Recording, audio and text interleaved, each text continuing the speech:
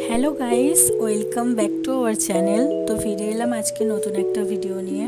সকালেই ঘুম থেকে উঠতেই মায়ের আবদার, তো গাছে দেখে আয় কটা কাঁঠাল হয়েছে আর তার ইঁচড় বানিয়ে খাওয়া হবে আজকে। তো যেমন কথা তেমনই কাজ। তো আমি উঠে দেখতে গেলাম যে গাছে কটা কাঁঠাল হয়েছে। তো প্রতি বছরের ন্যায় এবছর কাঁঠাল একটু কমই হয়েছে, তা তোমাদেরকেও দেখাচ্ছি, তো তোমরাও দেখো। তো আগের বছরের ভিডিও তো তোমাদেরকে তো দেখাতে পারবো না, কারণ আগেকার ভিডিও আমি তুলে রাখিনি আগের বছরে। তো আগের বছরের তুলনায় এবছর কাঁঠাল খুব কম হয়েছে, তবুও খেতে ইচ্ছা করেছে তাই একটা পেড়ে নিলাম। পেড়ে দিতেই মা বসে গেল সেটাকে ছাড়াতে, খোসাগুলো ছাড়াবে। তো এতে এই কাঁঠাল কাটার আগে তো তোমরা হাতে ভালো করে তেল মাখিয়ে নেবে, সরিষার তেল। তো না তো হাতটা প্রচুর জড়িয়ে যাবে।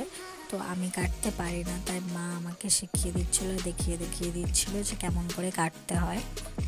আর তোমরা যারা কাঁঠাল কাটতে পারো না, তো এই ভিডিওটাকে ফলো করো, তো অবশ্যই বুঝতে পারবে যে কেমনভাবে কাটতে হয়।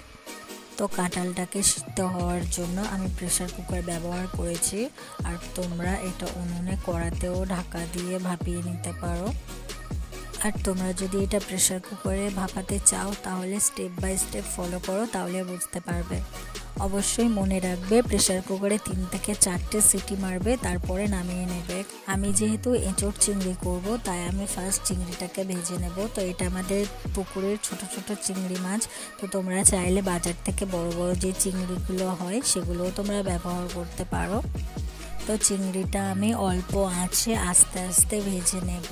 চিংড়ি মাছ ভাজা কমপ্লিট, এবার আমি এটাকে তুলে নেব। তো এটাকে তুলে নিয়ে ওই একই কড়াই আমি তেল দেব। তো তোমরা যে কোনো তেল ব্যবহার করতে পারো, রিফাইন বা সরষের তেল যে কোনো ব্যবহার করতে পারো। কড়াইয়ে তেলটা গরম হয়ে গেলে তেজপাতা আর কাঁচা লঙ্কা দিয়ে দেব ফোড়ন হিসাবে। তো তোমরা এটাকে শুকনো লঙ্কাও দিতে পারো। তো এটা দেওয়ার পর আমি পেঁয়াজগুলো আস্তে আস্তে দিয়ে দেবো ভাজার জন্য। তো পেঁয়াজগুলো অবশ্যই লাল লাল করে ভাজবে। তো পেঁয়াজগুলো দেখো আধ ভাজা হয়ে এসেছে। এবার আমি এখানে রসুনের পেস্টটাকে দিয়ে দেব। দেওয়ার পরে পেঁয়াজের সঙ্গে রসুনটাকে ভালো করে কষতে হবে।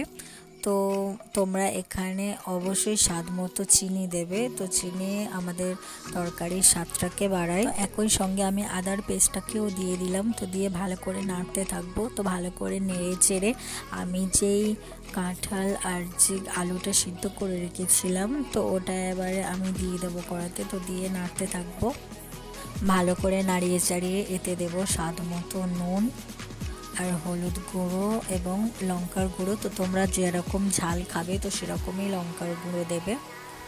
এই মশলাগুলো দেওয়ার পরে এটাকে ভালো করে নাড়তে থাকবে।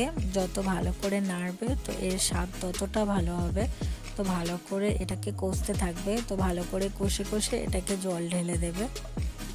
বেশি জল দেবে না, কারণ এটা আমার আগে থেকে প্রেসার কুকারে সিদ্ধ হওয়া ছিল, তাই বেশি জল দেওয়ার দরকার নেই। অল্প জল দিয়েই এটাকে ফুটিয়ে নামিয়ে নিলেই তৈরি হয়ে যাবে।